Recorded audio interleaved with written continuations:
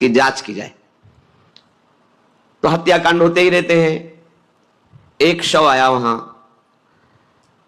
जज ने मंगवाया था, जो पोस्टमार्टम के लिए जाता है, मंगवाया और कहा देखो इसका कोई नहीं है, अंतिम संस्कार के लिए अपने ही लोगों को जाना है। तो दो कर्मचारी जो थे सरकारी, जो स्वर्ण चोरी में सम्मिलित थे, उनको और उसको कहा कि बस तुम थोड़ी देर नदी के किनारे बैठे रहना, हम और लोगों को लेकर के आते हैं। और एक आदमी को छुपा के बैठा लिया और राज कर्मचारी नदी के किनारे शव को लेकर बैठे। उसको देखा जिसको बहुत कष्ट दिया जा रहा था, सारा आरोप उसके ऊपर था, जो धर्म से चल रहा था। उसे कहा माना नहीं ना, अगर मान लेता तो तीसरा हिस्सा भी मिल जाता, बात वहीं खत्म हो जाती है। देखा, फंसा दिया, तेरे को आजीवन कारावास मिलेगा, कोई नहीं बचा सकता तेरे को। मेरी बात नहीं मानी, कह रहा था हल्ला मचाऊंगा, ऐसा वैसा, अब भोग। तो जज के द्वारा जो एकांत में बैठाला हुआ आदमी था, उसने पूरी बात सुनी। इसीलिए नाटक रचा गया था। तीनों को बुलाया और कहा तुम निर्दोष हो उस धर्मात्मा से। स्वयं इनकी आवाज से हमने सुना, ये कह रहे थे जो तुम बात कह रहे थे। तो उसने कहा कि ये तो ठीक है, हम निर्णय ठीक कर दिया, लेकिन अब कई वर्षों से मैं दंड भोग रहा था, ये कौन सा न्याय है?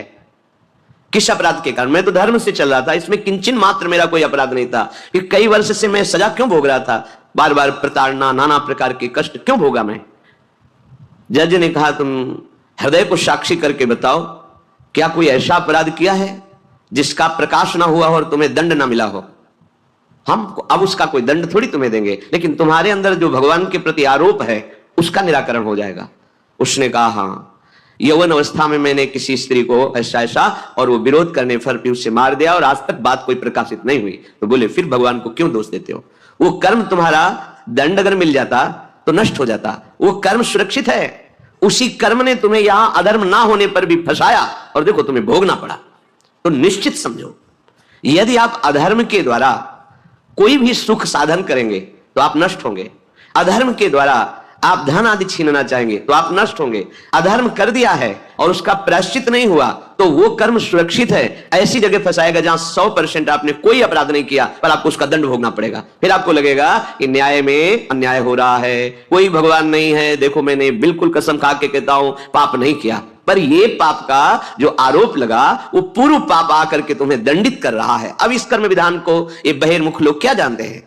तभी कहते हैं कहां भगवान, कैसे भगवान? आज तुम धर्म से चल रहे हो, लेकिन कल तुमने जो कर्म किया तो तुम शरणागत होकर भजन के द्वारा उसको नष्ट नहीं किया ना, तो वो सुरक्षित है। अवश्य में भोक्तव्यम कृतम कर्म शुभाशुभम। इसलिए श्री भगवान आदेश कर रहे हैं यज्ञार्थात् कर्मणोन्यत्र लोकोयम कर्म बंधनः तदर्थम कर्म कौन्ते मुक्त संगः समाचर।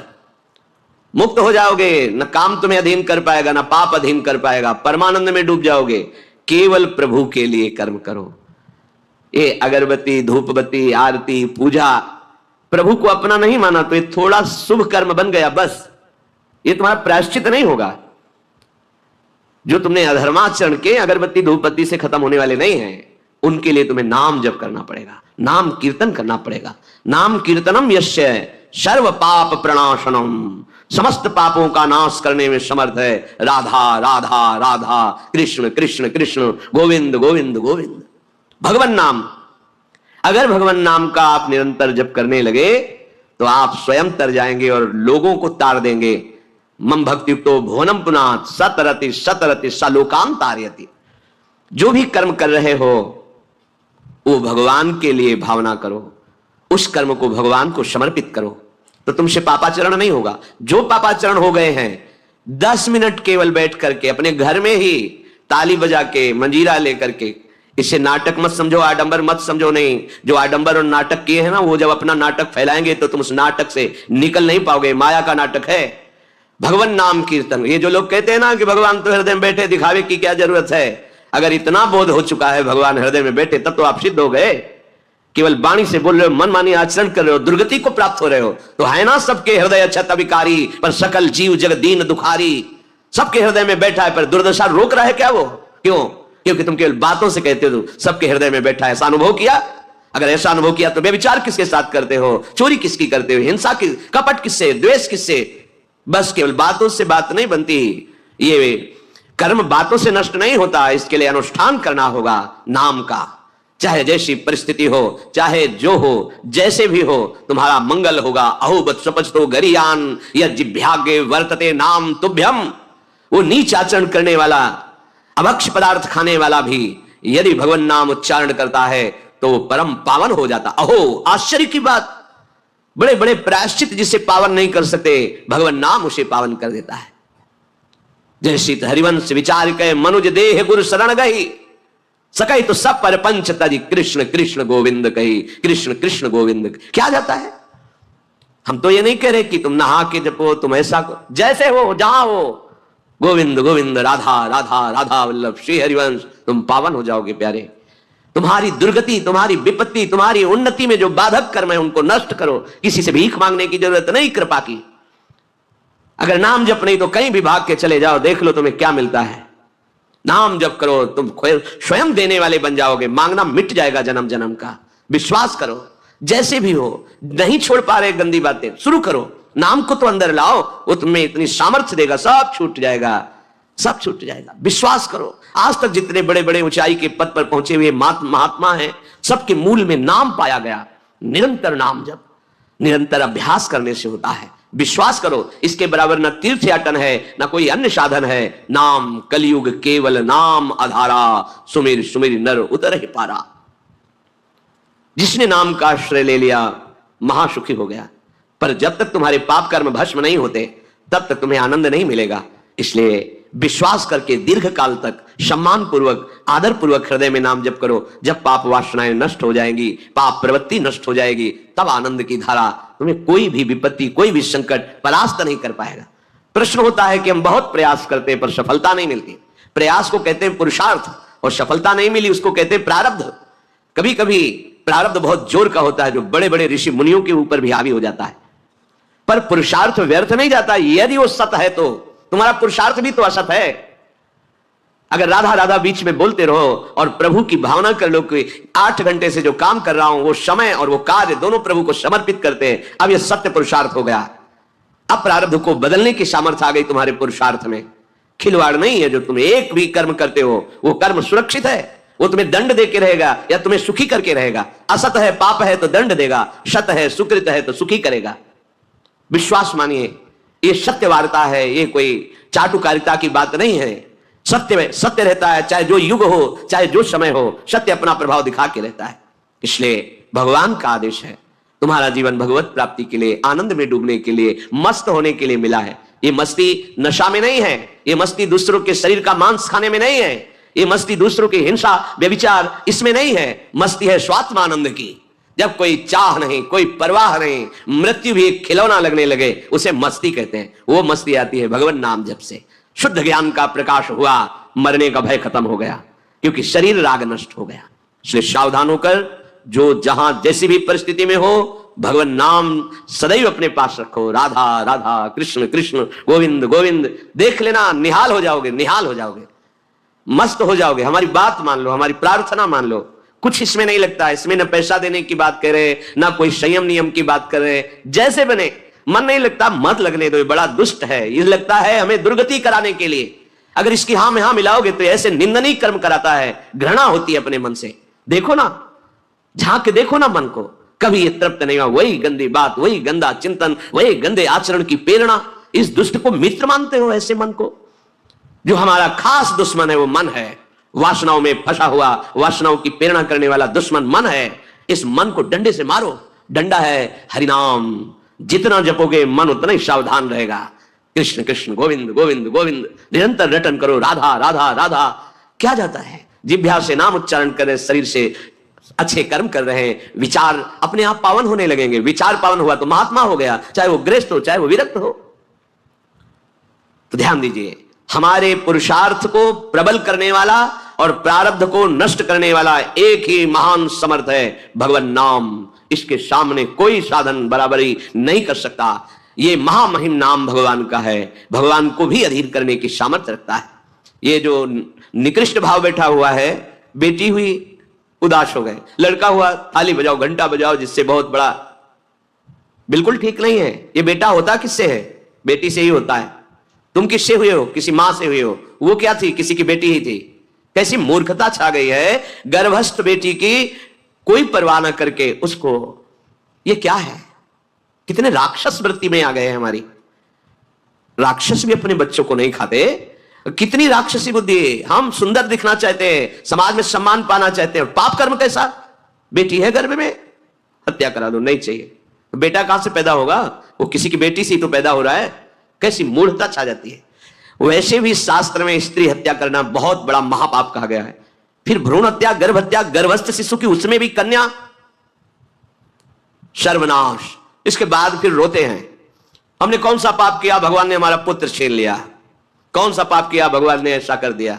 अरे अपने डायरी में तो लिखा करो कि तुमने कौन से पाप किए हैं। फिर जब परिणाम आवे तो सोचोगे तो लगेगा बहुत हल्के में निपाट रहे हैं भगवान, हमें तो बहुत कष्ट मिलना चाहिए। कैसी कैसी निर्दयता बैठ गई हो। हम मनुष्य कहलाते हैं, सदगृहस्थ कहलाते हैं, गर्भ से चलते हैं और गर्भस्थ शिशु की हत्या करते हैं। मान जाओ, ना सत्संग सुन रहे हो, ना शास्त्र स्वाध्याय कर रहे हो, इसलिए तुम्हें पता नहीं कि तुम कौन सा पाप कर रहे हो। ऐसे ये पाप, कुछ पाप ऐसे हैं जिनको वज्र की लीक कहा गया। वज्र की लीक में मिटा नहीं सकते, तुम्हें भोगना पड़ेगा। जो गृहस्थ है और संतान नहीं है, उस जीवन को सार्थक करने के लिए अपने गृहस्थ जीवन का त्याग करो, तीर्थ धाम कहीं वास की व्यवस्था करो और दोनों मिलकर भजन करो, अपने शरीर को पूरा करो, तो जीवन सार्थक हो जाएगा। अगर गृहस्थ है, संतान है, पढ़ाओ लिखाओ, उसको उसी योग्य करो जैसे तुम्हारे माता पिता ने किया है, तो तुम उस ऋण से मुक्त हो जाओगे। और फिर भी भजन करो, भजन ही तुम्हें भगवान की प्राप्ति कराएगा। दूसरा, जो अपने धर्म से भ्रष्ट हो चुका है, उसका जीवन व्यर्थ है। आपका एक धर्म है, सबसे पहला धर्म है मनुष्य धर्म। मनुष्य का क्या कर्तव्य है? अपने प्राणों का भी बलिदान देकर दूसरे की रक्षा करना, और यहां अपने मन को सुख पहुंचाने के लिए दूसरे की हत्या कर देना। कैसा राक्षसी भाव वृत्तियों में आ गया। देखो, अगर कोई माता बहन एकांत मिल जाए तो बस राक्षस जैसे टूट पड़ते हैं, ऐसे स्वभाव, मार दो, जला दो, काट दो। बड़ी दुर्गति होगी, देख लेना, यहां भी होगी। छुपा के भी कर लो, तब कर्म प्रकाशित होगा। जब तुम अपराध नहीं करोगे, अपराध नहीं करोगे, तब वो अपराध तुम्हें फंसाएगा और जीवन भर रुलाएगा। मरने के बाद नर्क मिलेगा। नर्क माने बड़ी जेल है, वो बड़ी जेल, ये छोटी जेल है। जैसे बड़े अपराधियों को बड़ी जेलों में भेजा जाता है, तो विश्व ब्रह्मांड की सबसे बड़ी जेल और वहां के सबसे बड़े जेलर यमराज, वहां दंड मिलता है। आप ऐसा ना सोचिए कि ये सब गप है। गांव में जैसे बात करे तो लगता है गप है, जब जेल हो आते हैं ना तो कहते हैं, एक गांव में मिले थे, कहा था कि अगर रोज 5 जूता कोई गांव में हमें मारे तो हम उसे सह लेंगे, लेकिन दोबारा जेल जाने वाला आचरण नहीं करेंगे। दिखा रहे थे, देखो कैसे कैसे कष्ट वहां के कैदी भी मारते हैं जो बहुत पुराने हो गए हैं, वो हमको अनुशासन में रखते हैं। ऐसा ऐसा कितना कष्ट। अब वो गया ना तो भोगा, अब माया के कारण स्मृति नष्ट हो गई नहीं, सैकड़ों बार अपने भी भोग के आ रहे हैं नर्क। दूसरे, उसका जीवन नष्ट है जो धर्म का त्याग कर चुका है। तुम पिता माता से प्रकट हुए, तुम्हारा धर्म है माता पिता की सेवा करना। भाई वो वृद्ध बेचारे माता पिता उठने बैठने में असमर्थ हैं, आप पैसे कमाने के लिए अपनी बहुली निकल गए, अब वो कष्ट भोग रहे हैं, ना उनको देखना है ना उनकी व्यवस्था करना है, मरने दो तो ठीक है। तुम्हारे जब परिणाम आएगा तब तुम भी तो बनोगे ना वृद्ध, तब तुम्हें पता चलेगा। अवश्य में भोक्तव्यम कृतम कर्म शुभास। होश में माता पिता सबसे पहले भगवान हैं, यदि आप गृहस्थ हैं तो। अगर आप बाल्यावस्था से भगवान के मार्ग का अनुसरण कर रहे हैं तो फिर भगवान प्रणत कुटुंब पाल रघुराई, भगवान व्यवस्था कर देते हैं। वैराग्य मार्ग में लौटकर पीछे नहीं देखा जाता। हमारे भगवान के अवतार मानेंगे महाप्रभु चैतन्य देव, नवयुति विष्णु प्रियादि माता सची छोड़ के चल दिए। आद्य गुरु भगवान शंकराचार्य भगवान के अवतार मां के छोड़ के चल दिया। भगवान के मार्ग में यदि ऐसे चले तो भगवान संभाल लेते हो, परम पद मिलता है 21 पीढ़ियों को। मां तो बिल्कुल नजदीक है, 21 पीढ़ियों को भगवत प्राप्ति हो जाती है। और शब्द है प्रणत कुटुंब पालर हुराई, भगवान स्वयं उसके परिवार का पोषण करते हैं। पर यदि गृहस्थ धर्म में हो और अपने माता पिता का त्याग कर दिया, उनकी सेवा नहीं करते हो, दुख भोग रहे, तो नरक यंत्रणा मिलेगी और जीते जी तुम उन्नति को प्राप्त नहीं हो सकते। तुम्हें भले उन्नति दिखाई देती हो, बाद में परिणाम देख लेना आप। तीसरा, जो दूसरों के भोजन छीनने की चेष्टा में रहता है, कैसे इसका धन अपहरण कर लें, कैसी जमीन अपहरण कर लें, कैसे इसकी अव्यवस्था पैदा कर दें इसके जीवन में, जो केवल अपने ही सुख को देखता है उसकी दुर्गति होती है। तीसरा, उसका जीवन व्यर्थ है। जो दूसरों के सुख का अपहरण करके सुखी होना चाहता है, सदैव केवल अपने सुख में डूबना, सोचना कैसे मैं सुखी हो जाऊं, अधर्माचरण करूं, छीन लूं, क्या करूं, कैसे करूं, उसका जीवन व्यर्थ है। और चौथा, जो आए हुए साधु महात्मा अतिथि का अनादर कर देता है, अपमान कर देता है, सारे सुकृत नष्ट हो जाते हैं। ये 4 का जीवन बिल्कुल व्यर्थ हो जाता है। इनको असत जीवन कहा गया है, वृथा जीवन कहा गया है। इसलिए हे युधिष्ठिर, ये 4 दोष कभी हृदय में ना आने पावे। आरूढ़ पतिते दत्तो मन्यायोपहृतम चयत व्यर्थम तु पतिते दानम ब्राह्मणे तस्करे तथा। बहुत ध्यान देने योग्य बात। जो वानप्रस्थ या विरक्त भाव संन्यास ले लेते हैं और कुछ वर्ष चलने के बाद मैं तो इस पे नहीं चल पाऊंगा लौट जाते, उन्हें घोर नरक की प्राप्ति होती है। कुछ भी कर लो, ये भारी अपराध तुम्हें नरक की प्राप्ति कराएगा। मार्कंडेय जी महाराज युधिष्ठिर को उपदेश कर रहे हैं।